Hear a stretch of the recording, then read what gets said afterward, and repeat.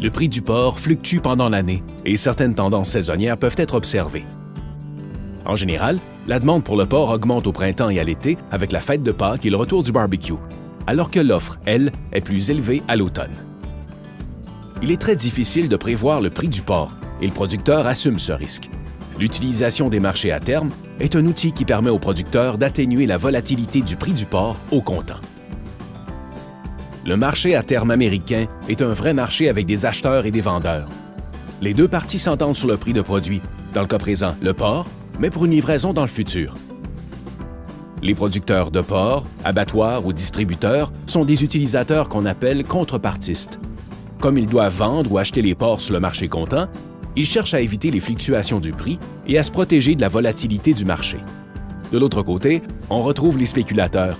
Ces derniers ne possèdent pas de porc et n'ont pas vraiment l'intention d'en acheter non plus. Ils cherchent plutôt à profiter des variations de prix et contribuent à la liquidité des marchés. L'accès au marché à terme américain se fait en transigeant des contrats à terme à la bourse de Chicago. Aux États-Unis, un contrat à terme pour le porc est de 40 000 livres carcasses, soit environ 200 porcs. Il y a 8 échéances ou termes possibles pour ce type de contrat, et leur prix varie en temps réel pendant la période d'ouverture des marchés. Dans le cas d'un producteur de porc qui souhaite sécuriser le prix de vente de ses animaux, il doit d'abord vendre un contrat à terme de porc lorsque le prix d'une échéance donnée lui convient. Le producteur devra ensuite, avant que le contrat n'arrive à échéance, faire l'opération inverse et acheter un contrat à terme de porc.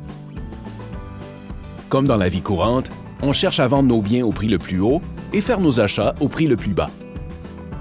Prenons un exemple. Le 15 novembre, un producteur vend un contrat à terme de porc venant à échéance 5 mois plus tard, soit en avril. Le prix du contrat est de 91 $ américains par 100 livres. Le 13 mars, le prix du contrat d'avril descend à 79 $ américains par 100 livres et le producteur décide d'acheter un contrat à terme de porc. On appelle aussi cette manœuvre « renverser sa position ». Un gain ou une perte peut être réalisé sur les marchés à terme. Dans cet exemple, le producteur aurait fait un gain de 12 $ américains par 100 livres. Ce montant s'ajoute à celui que recevra le producteur pour la vente de ses porcs à l'abattoir. Grâce au marché à terme, le producteur a réussi à sécuriser, à l'avance, un prix de vente conforme à sa stratégie. C'est là tout l'avantage de prendre part au marché à terme américain. Pour faciliter le tout, les éleveurs de porcs du Québec ont développé un outil pratique, le Service de gestion de risque du marché, ou SGRM. Découvrez-le dans notre prochaine capsule.